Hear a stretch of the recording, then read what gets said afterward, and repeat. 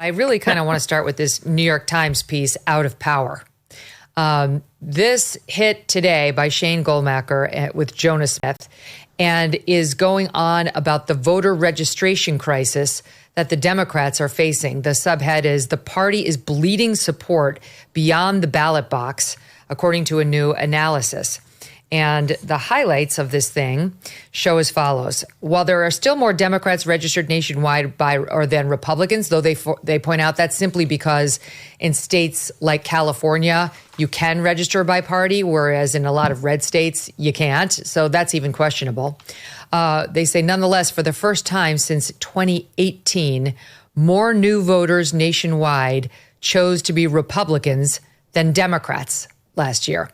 Of the 30 states that track voter registration by political party, Democrats lost ground to Republicans in every single one between 2020 and 2024, and often by a lot. That 4-year swing toward the Republicans adds up to 4.5 million voters, a deep political hole that could take years for Democrats to climb out from. It goes on to say all 4 presidential battleground states covered by the Times analysis, Arizona, Nevada, North Carolina, and Pennsylvania, all of them showed significant Democratic erosion. In North Carolina, Republicans erased roughly 95% of the registration advantage that Democrats held in the fall of 2020.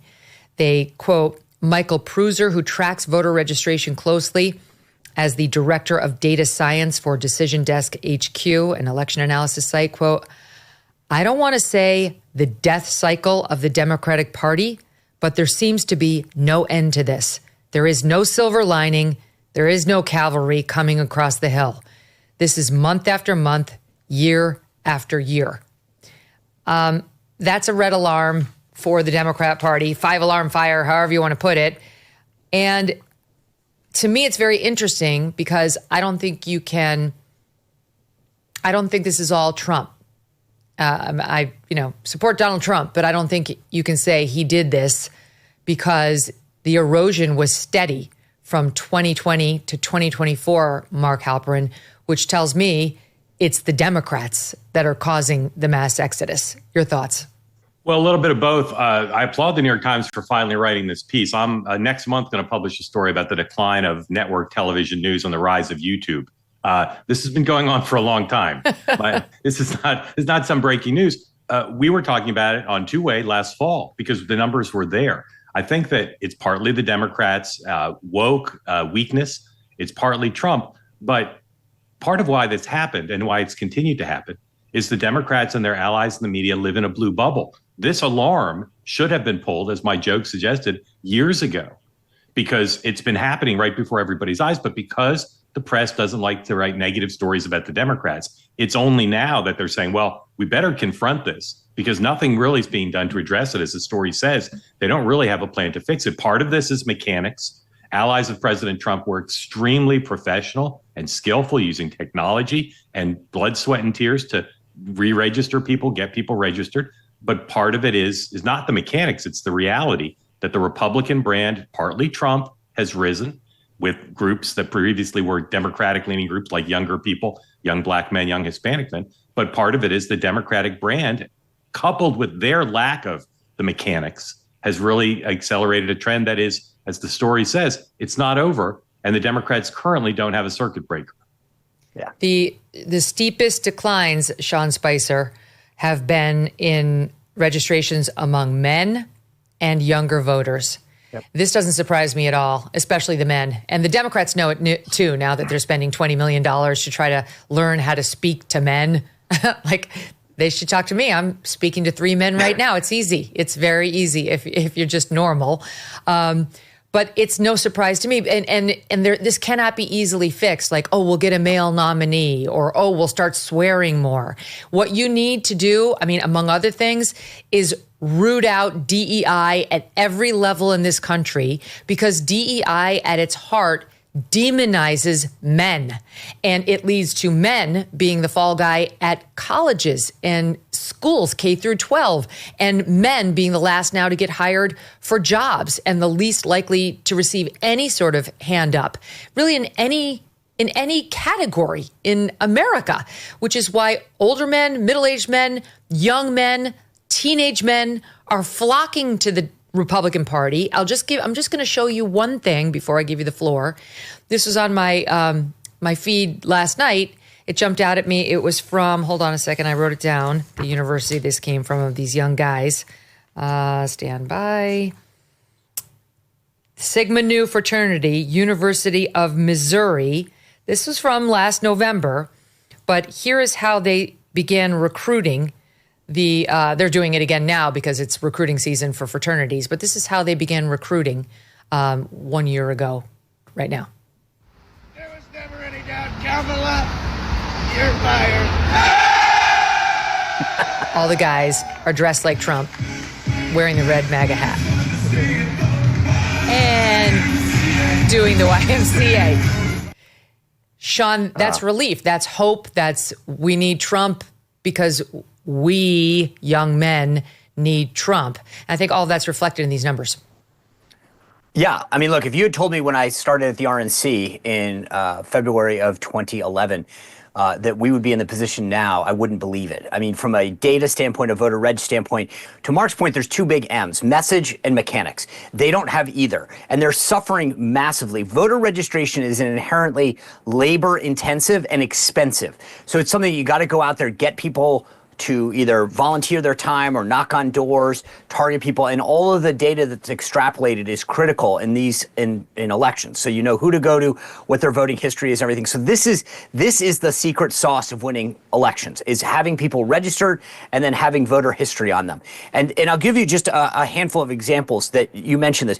In Pennsylvania, Democrats in November of 2024, just a few months ago when the election was held a 3.1 voter registration, 286,283 more than Republicans.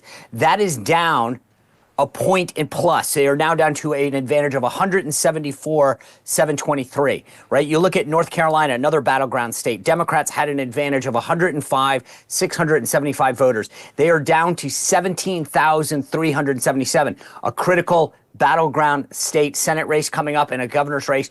These are going to be impactful in these next, not just the midterms, but in the subsequent presidential elections. And Democrats, as I said, have not just a message problem, to your point about these guys at fraternities and older union workers who don't realize why maybe the union boss still supports the Democratic Party, but for cultural reasons, they've lost working men and women. But they also are going to have a mechanical problem that Mark alluded to, and it costs money. The financial advantage of Donald Trump and the RNC right now is just north of $300 million cash on hand, and the DNC has 13 million. It's not even a fair fight. And that's the bigger problem. They can't even if they come, to your point, if they came up with a message and started drinking beer and talking about, like, they would still and liking not lack the women like resources Sydney Sweeney in their jeans. Keep going, Sean. No, they lacked then the resources to implement it. So not only do they have a message, they don't have the resources to take care of the mechanical problem that exists, to go out and register these voters. This could be the big divide that occurs. The DNC, by the way, and you alluded to this, but this is critical to understand. Under Obama, Organizing for America, they kind of shunned the DNC aside, built their own political organization, surrounded it around Barack Obama. And then when he was gone, you had a shelled out DNC. Biden really didn't do much to put it back on life support. And right now, Ken Martin, yes, they actually have a chair, but he is completely feckless and useless. So you now have a Democratic Party that doesn't have any functioning capabilities. The DNC is dead. And this is an unbelievable problem from where I started at the RNC, $25 million in debt, to now an RNC that is dwarfing their rival, the DNC. Dan, Maria Cardona, I mean, she's been around forever. I'm sorry, but Maria Cardona, what has she done? Hashtag part of the problem. She's quoted in here as saying, "We fell asleep at the switch."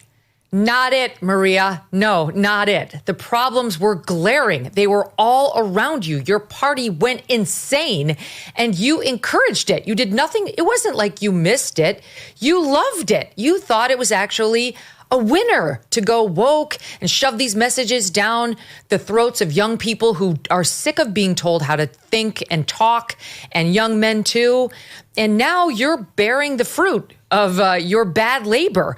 They point out in the Times article, For years, the left has relied on a sprawling network of nonprofits, which solicit donations from people whose identities they need not disclose to register Black, Latino, and younger voters. The underlying assumption has been most of those new voters would vote Democratic, and then they got burned.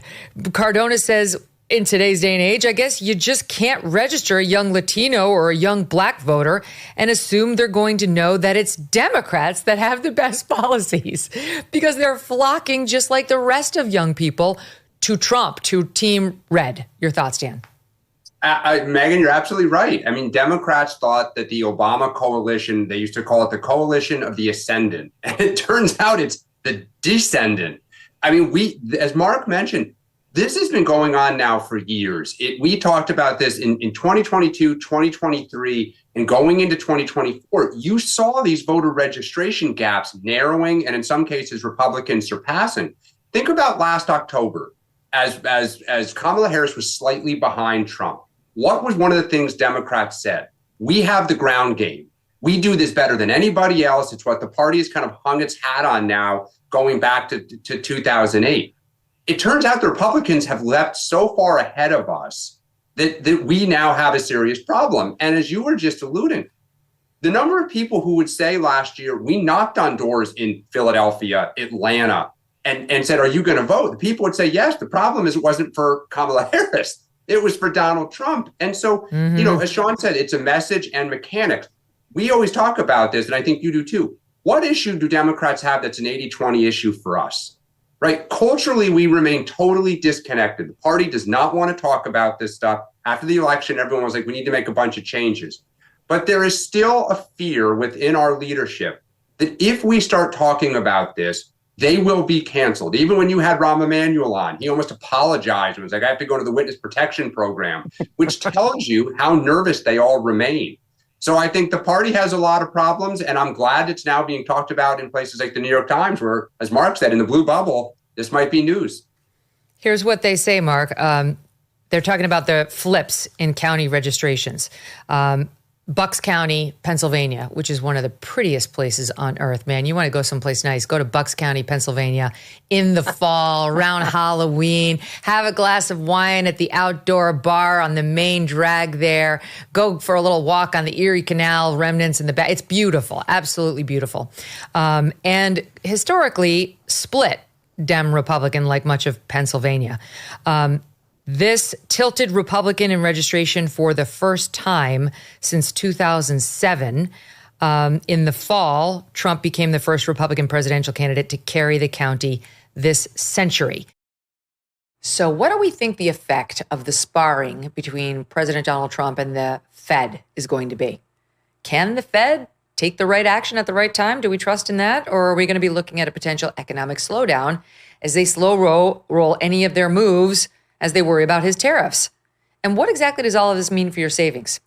You might want to consider diversifying right about now with gold through Birch Gold Group. For decades, gold has been viewed as a safe haven in times of economic stagnation, global uncertainty, and high inflation. And Birch Gold makes it incredibly easy for you to diversify some of your savings into gold. If you have an IRA or old 401k, you can convert that into a tax-sheltered IRA in physical gold, or just buy some gold to keep it in your safe. First, get educated. Birch Gold will send you a free info kit on gold. Just text MK to the number 989898. Again, text MK to 989898, and you'll start the process of just getting the 411 on what it means to own gold. Consider diversifying a portion of your savings into gold. So if the Fed cannot stay ahead of the curve for the country, at least you can stay ahead of the curve for yourself. Thanks so much for watching. If you like what you just saw, hit the subscribe button for more clips and full episodes.